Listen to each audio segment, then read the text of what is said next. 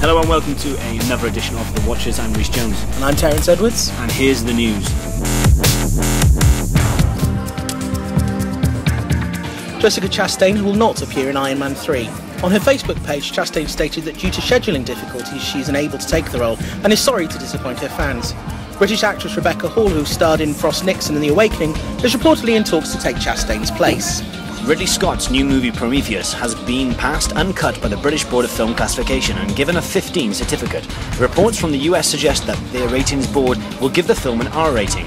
The film will be released in the UK on June the 1st and in the US a week later on June the 8th. Hunger Games director Gary Ross will not be returning to direct Catching Fire. Ross stated that the tight production schedule meant he didn't have time to write and prep the movie he would want to make. Catching Fire will now be directed by Francis Lawrence, who previously directed I Am Legend. Photographs of shooting from A Good Day to Die Hard have been released. The shots show Bruce Willis filming action scenes in Budapest. The movie will see John McClane teaming up with his son Jack, played by Jai Courtney, to take on Russian villains. The film will open in cinemas on Valentine's Day 2013. A proposed movie adaptation of video game Bioshock is still going ahead despite the departure of a second director. Pirates of the Caribbean director Gore Verbinski bowed out early, opening the way for 28 weeks later's Juan Carlos Fresnadillo. However, Fresnadillo has now left the project. Bioshock creator Ken Levine states the project is still going ahead and work on the movie could continue once Bioshock Infinite is released. And finally, former Time Lord David Tennant has been linked with a role in Fast and the Furious 6. According to Latino Review, Tennant is said to have held talks via Skype with director Justin Lin. The film starts shooting in June and is due in cinemas in May 2013.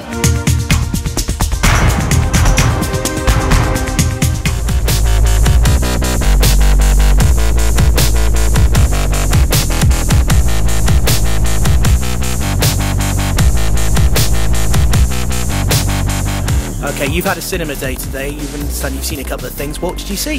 The film I watched was Pirates, an adventure with scientists.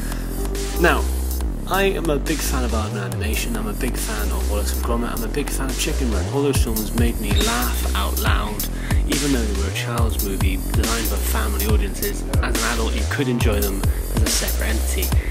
Unfortunately, Pirates, I'm afraid, is the complete opposite. It's dull, and in a dullard, it's a completely horrible piece of film.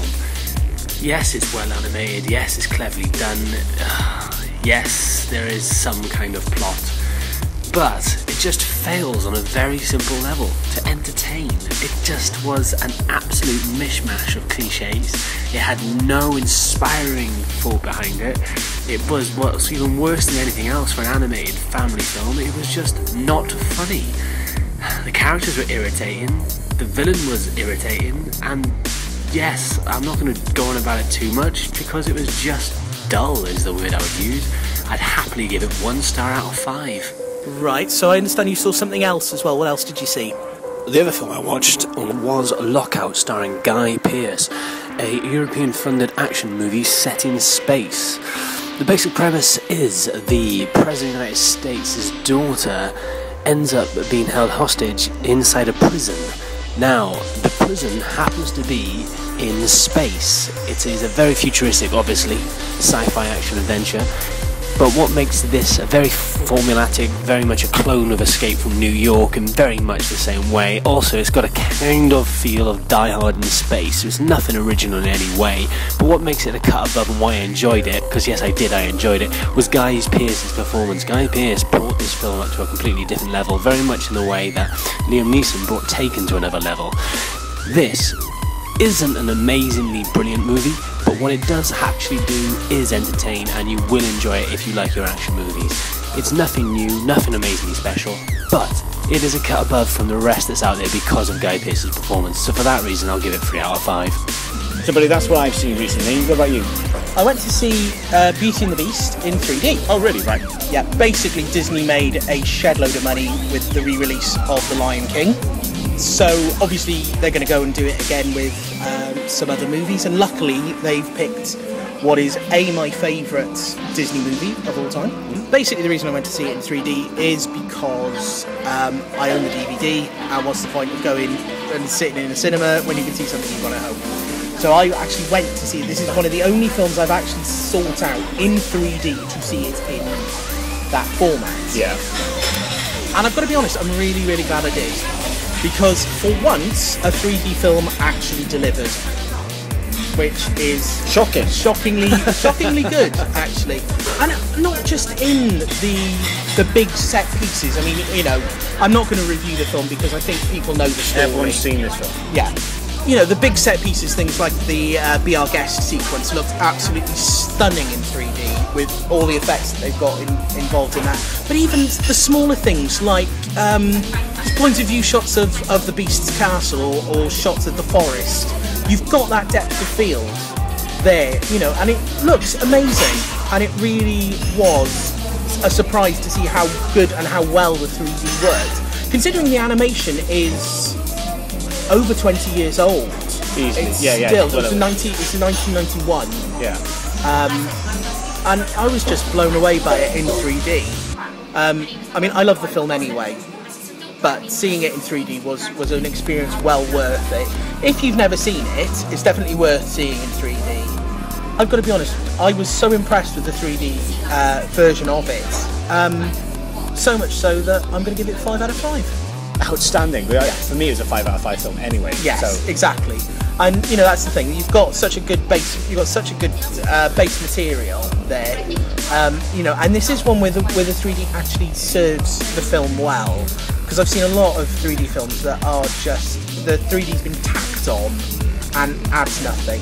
Whereas this one, the 3D is actually quite an intrinsic part of it. A beautiful cinematic experience. So yeah.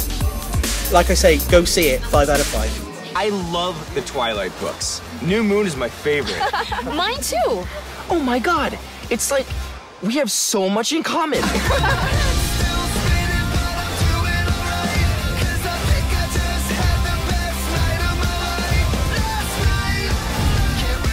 Can I tell you how exciting it is to see all you kids back in town? Drink it, drink No, it, no, drink no, it, I drink it, can't. drink it, drink it, drink it, drink it. American Reunion. So, we just got out of the cinema and we've seen American Pie: The Reunion. Or, as it's otherwise known as, American Pie 8. Yes, because in addition to the 3 and now 4 theatrical releases, there have been 4 straight to DVD releases, which have been terrible to a number. I could easily do here now is start a banter about and review the film, but I just want to try something a bit different. Because when I was watching it, I wanted to ask you this. Tez, do you feel like you've been to a reunion? A little bit, yeah, because I remember very vividly watching the original American Pie when I was in college, slightly older than the boys in the film. Yeah. But we were 20s, they were teens. Yes, yeah. They were just late teens, we were early 20s. Yeah, so yeah, kind of just a little bit older than the boys. I've got a bit of an uneasy relationship with gross out comedies. I will watch them and I will enjoy them at the time. But the more you think about them, the more you try and pick them apart, the more you realise how exploitive they are. Yeah, how cheap, how lazy, how sexist, homophobic, borderline racist in some respects, and how kind of slightly unpleasant they are. I completely agree. However, all of that aside, apart from a couple of moments in the film where I thought this is lazy, this is a lazy gag, I actually quite enjoyed it. I mostly enjoyed there were a couple of sections which had me absolutely laughing out loud. They mostly involved Eugene Levy. Yeah. As Jim's dad. He was, as always, absolutely brilliant as the kind of the bumbling, meaning well, but really putting his foot in it. The rest of it, yeah, there were a couple of quite funny little moments. A lot of the emotion stuff. A lot of the relationship drama, shall we call it. I can understand why it was put in the film. I can understand because you want to make the emotional connection with the characters again and what they're going through. But basically, you're there for a comedy. And there were, don't get me wrong, there are absolutely, some quite extreme sections, very blatant moments. I've got to be honest though. Yeah. I'm gonna completely disagree with you on something there. For me, I agree with you. I felt like I was at a reunion myself. To be honest, I went to watch this film the same as you. I'll go one step further. I think we've actually, dare I say, we have grown out of these movies. Yes. We're not the agreed. demographic anymore. We No, were when American Pie 1 and 2 came out, we were the Yeah. demographic. And we were at the age when friends were getting married when American Pie Wedding happened. So again, we were the demographic there. Yeah. The gross-up comedies that carried on were they're still aimed at the teenage boy, early Yes. 20s, Jack the Lad demographic. Yeah. I won't try and not use that word again. No, but They're aimed at that. So yeah, Yeah. we've grown out of that. That's why I don't like those films. They bore me now. They are. They're all that massive list you said. I completely agree with you. And the reason I went to see this was because I invested in those characters when I was younger. Yeah. And dare I say this, I related with what they were going through in a lot of ways. yeah. We'll leave it there. Okay. Yep. Well, you do. You and me You know, both. we're all young lads, and you're all going for the same thing. Yeah. Not maybe just trying to lose your virginity, but all the things that go through your head as an angst. Yeah.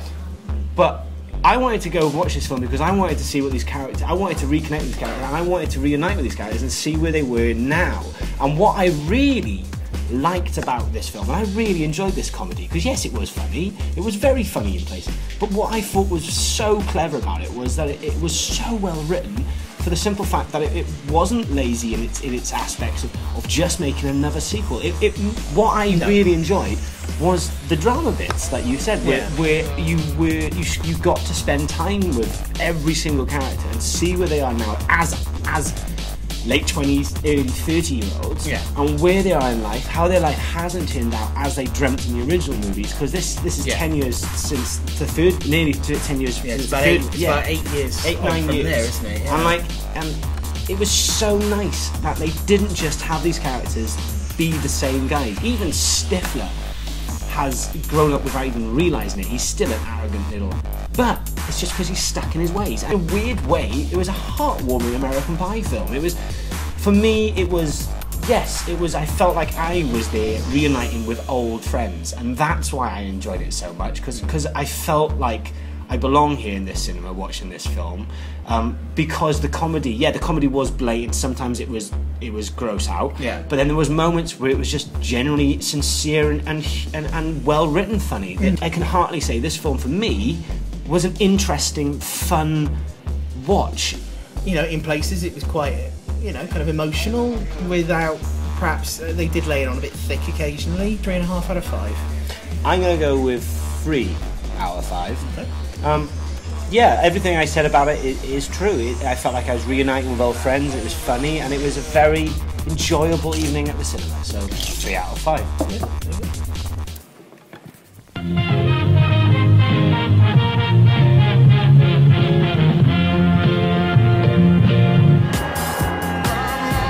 Love me. Never.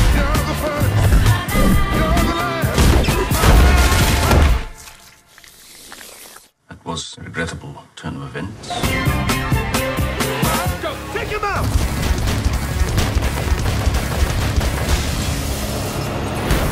You got some balls, Luke. Yeah, amazing I can even walk.